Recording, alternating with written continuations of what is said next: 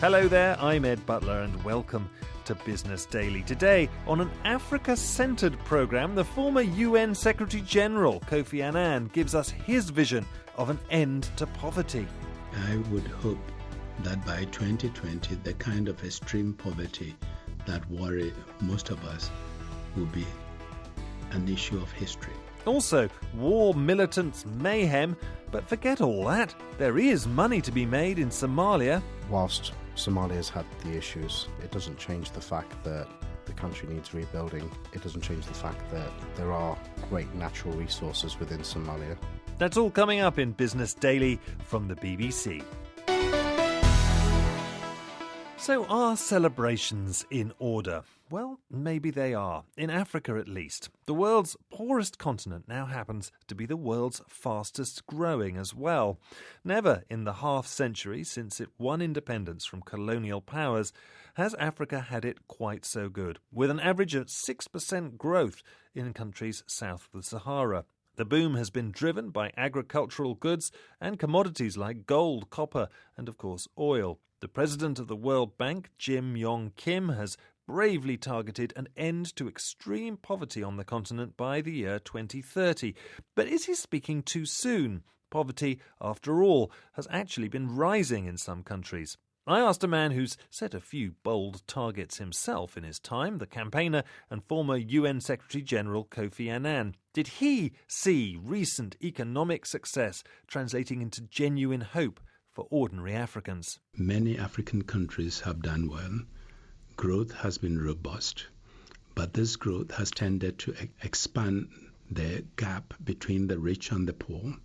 We need to take steps to ensure that not only does Africa earn a fair share from the exploitation of its natural resources, but the revenues derived therefrom are invested in the economy to ensure that the people do benefit and you don't have this growing gap. Yeah, to be specific, I understand rates of poverty have actually increased in countries like Zambia and Nigeria. These are countries with, robust growth, but it's not helping the poor people. That's why we are making the point that they should really focus on poverty alleviations and investing in the people. And today everybody talks of sovereign wealth fund. The moment one finds oil, yes, you need to save for a rainy day, but you also need to invest. Invest in your people, invest in society, invest in infrastructure and energy to be able to grow your economy. How do you explain, though, countries like those two, Nigeria and Zambia, how do you explain that poverty is getting worse at a time of such decent growth?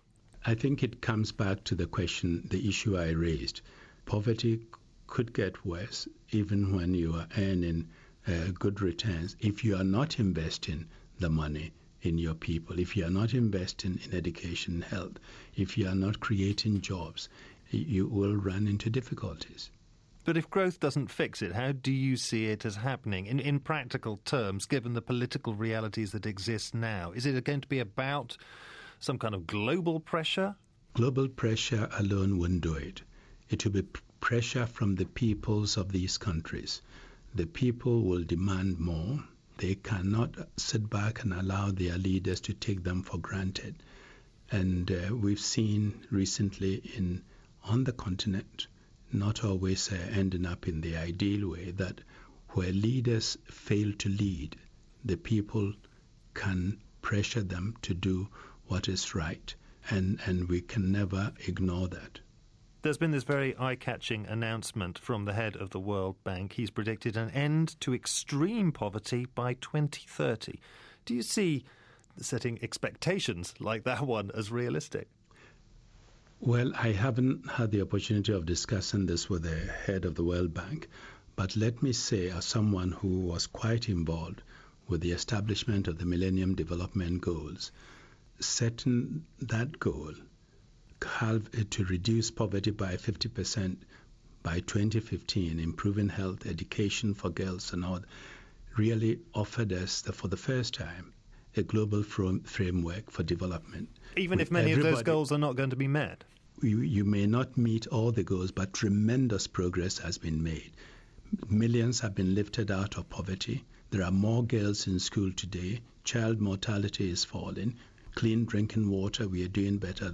So even if you don't get it 100%, but given the progress that has been made and the pressure that has been put on governments, because these are goals that everyone understands. The man in the street in Delhi or Bogota or the woman in Accra, they know what it means to say send this young girl to primary school or make sure we have clean drinking water.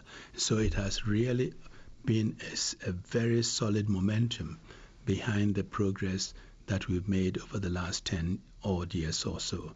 And so the targets are not themselves a problem, but the real efforts have to be made to meet them. You know, it's a dream. The World Bank idea that by 2030 you would eliminate all poverty is a dream, but I think it's worth dreaming. Without a dream, you won't go anywhere. When I started the Millennium Development Goals, lots of people dismissed it as a pipe dream, that Mr. Secretary General, you're dreaming. And I heard it often enough that I called the Archbishop of Canterbury, because they quoted the Bible to me to ask him, what does the biblical quotation, the poor shall always be amongst us, mean? You know, and he clarified, said, it doesn't mean that you should forget them. It doesn't mean you should not bother about helping them. But in fact, what it means is, it's such a big problem, and they will always be amongst us, and we should be prepared to wake up each morning ready to fight to improve their situation. My target, we looked at 2015, and as you say, we are not going to meet all the goals. I would hope that by 2020, the kind of extreme poverty that worry most of us will be an issue of history. The thoughts there of the former UN Secretary-General, Kofi Annan.